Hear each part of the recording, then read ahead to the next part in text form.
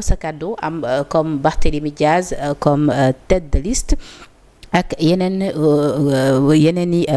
en tout cas coalition yi nga xamante ni ñoom ñëpp ñu ngi ci jongante yi liste bu Amadou Ba tamit dirigé mu ngi tudd jàmm ak njëriñ bi lépp campagne aussi tamit li ko marqué ñu mun cee taxaw fàttaliko mooy li nga xamante ni moo di violence yu ñu gis rawatina ci li nga xamante ni en tout cas moom moo di ci virage bu mujj bi ñu nemmeeku woon ay jàmmaarloo yu doy waar foofee ca Saint-Louis ki Ousmane Sonko génn tenir pour responsable ki nga xamante ni moom moo di Barthélémy Diaz kooku tamit génn répliqué ni lu ni mel dara amu ci et que moom jiitewul yooyu lee jàmmaarloo ba sax ñu yëkkati woon ay kàddu ni tey lay mujjee baat campagne ci fii nga xamante ni moom moo di Dakar loolu yëpp nekk ba tey à titre de rappel campagne bi nag nekk lu am solo ba tax na Amadou Mahtar non plutôt damay démarrer par Pape Amadou Mbaye en tant que juriste d'abord dama bëgg nga ñëw ak ñun tey ci li nga xamante ni moom mooy définition élection. Bon, merci Penda par rapport à cette question. Je crois que bu ñu nekkee dans une république li nga xamante ne tey jii moom mooy élection daf ci am wàllu am solo. Et boo xoolee ñun suñu réewi Afrique sax bokk na ci li nga xamante ne tey jii ni moom la ñuy nattee en tout cas suñu démocratie. mooy élection yi nga xamante ne tey jii moom mooy am. dans la tranquillité dans la transparence mu am toujours ay alternance et on a même l'habitude de dire que Sénégal dama am benn démocratie boo xamante ne ni c'est une démocratie électorale puisque il y a beaucoup d'alternances yoo xamante ne ni succédé wu nan te toujours dañuy constater ne donc que ça soit mu nekk une élection présidentielle élection législative wala des élections locales lépp day jàll dans la sérénité et que mosuñoo am en tout cas benn crise pré-électorale wala post-électorale boo xamante ne ni mën na écorner en quelque sorte l'image de la République du Sénégal donc de ce point de vue là à partir du moment où comme ni nga ko waxee dans l'introduction le président de la République bi nga xamante ne ni ñu mu constaté ne par exemple que Assemblée nationale nekk na institution bu am solo ci li nga xam ne moom mooy le fonctionnement d'une république parce que Assemblée nationale comme j'ai l'habitude de l'appeler dafa am ñetti dayoo yoo xamante ne tey jii c'est non négligeable mooy ñoom ñoo am pouvoir voter des lois loolu ay caaxaan contrôler l'action du gouvernement et évaluer les politiques publiques donc à partir du moment où une institution boo xamante ni dafa am ñetti rôles yi nga xam ne moom laa fi wax et c'est des rôles fondamentaux dans la vie de république et que le président de la République a constaté que moom tey jii pour que mu gën a mën a am en tout cas les éléments les moyens à sa disposition pour mën a décliner programme bi nga xamante ne tey jii nii jaay nak askan wi il va falloir véritablement ñu organiser élection et élection bi dafa intervenir de manière incidente pourquoi je dis que élection législative bi dafa intervenir de manière incidente parce que c'est une élection qui est incidente parce que c'est une élection qui est intervenue à la suite en tout cas de la décision du président de la République mu prononcer li nga xam ne moom mooy la dissolution de l'Assemblée nationale conformément à l'article 87 de la Constitution bi nga xam ne jox na ko dayooy à partir du moment où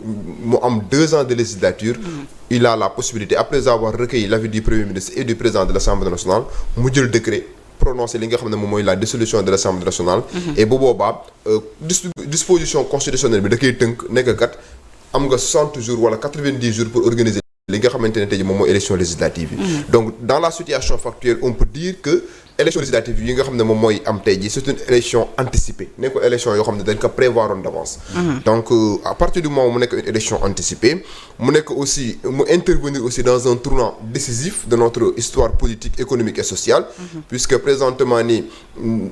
les langues s'édilient donc on pense que présentement war na noo mën a juger le gouvernement même bu fekkente ne moi je pense que c'est très prématuré de faire une appréciation de faire un jugement par rapport au travail du gouvernement d'autres aussi pensent qu'il va falloir que au-delà du fait que ñu porte au pinacle le président Bassirou Diomaye Faye ci li nga xam ne moom mooy présidence de la République ñu jox ko li nga xam ne tey ji moom mooy une majorité confortable pour que tey ji mu gën a am possibilité à travers le vote des lois à travers projet de loi yi nga xamante ne tey ji war na gën a jubbanti ak institution yoo xamante ne ni war nañ ko mën a mettre en œuvre donc au milieu de la République donc mu nekk élection yoo xamante ne ni comme ni ma la ko waxee c'est une élection anticipée donc toutes les dispositions ont été prises par les autorités pour que l'élection en tout cas se tienne dans les conditions convenables parce que depuis en tout cas ce matin on n'a pas encore décelé ay irrégularités wala ay failles wala une quelconque violence boo xam ne mën na émailler li nga xam ne moom mooy journée élection bi loolu aussi day témoigner ne au Sénégal on a une démocratie mature. une démocratie boo xamante ne tey jii kat dinañu mën a permettre. à chaque fois élection am parce que élection aussi fête la. ñu dem. ci nga xamante ne tey jii moom mooy citoyen ñu accomplir li nga xam ne moom mooy seen droit civique li nga xam ne constitution moom moo leen ko wax donc voilà. bëggoon naa tamit nga ñëwaat ak ñun ci li nga xamante ni moom moo di définition wu le pouvoir législatif. waaw xam nga par exemple dans une république dafa am ce qu'on appelle la séparation des pouvoirs et boo xoolee la théorie de la séparation des pouvoirs boo xoolee sax aujourd'hui théorie bi dafa évoluer parce que auparavant on parlait d'une séparation stricte des pouvoirs à travers la théorie en tout cas de Montesquieu de John Locke bien avant Montesquieu donc le pouvoir exécutif bi nga xamante ne tey ji rôle am moom mooy définir la politique de la nation incarné par le président de la République et les membres du gouvernement beneen pouvoir bi mu nekk le pouvoir législatif bi nga xamante ne lii rôle mooy légiférer et au-delà du fait que le pouvoir législatif am dayooy légiférer mooy voter ay lois mais aussi am na dayooy de contrôler li nga xam ne moom mooy action du gouvernement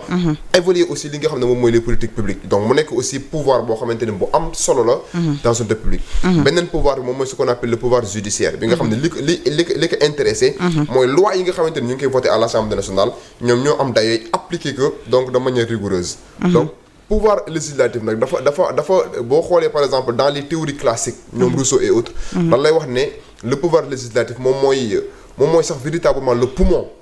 de la République parce que lépp loo xamante ne tey jii nii gouvernement bi moo ngi koy def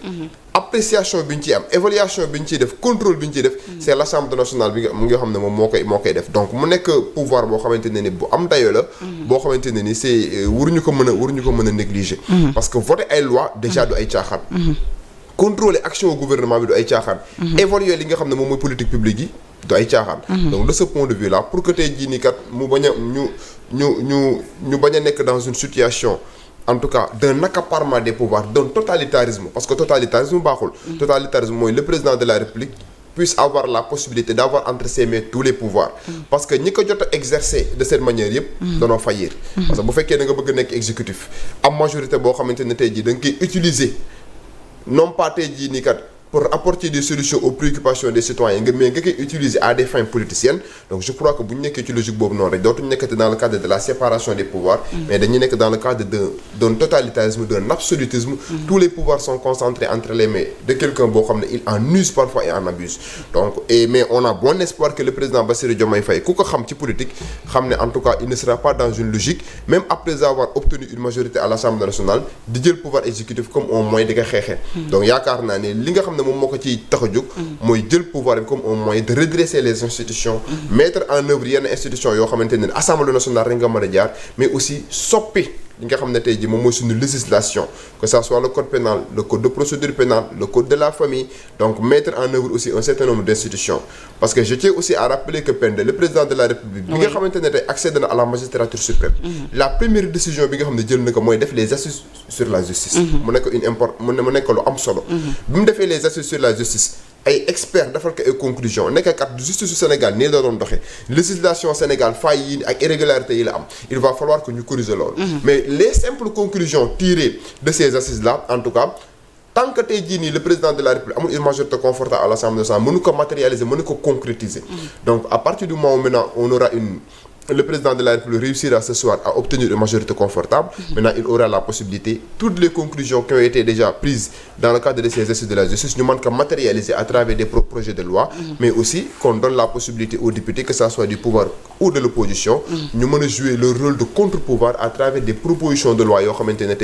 Vous faites qu'il y ait des propositions de loi qui arrangent askan wi la, mu bañ a am une connotation politique. Ñëpp àndandoo ñu voté ndoo ko. ñu mën a changer de paradigme, am une assemblée nationale digne de son nom. Alors ci kanam tuuti dinañ jël suñuy reporter yi nekk sur le terrain également li nga xamante ni moo di résultat yu tukkee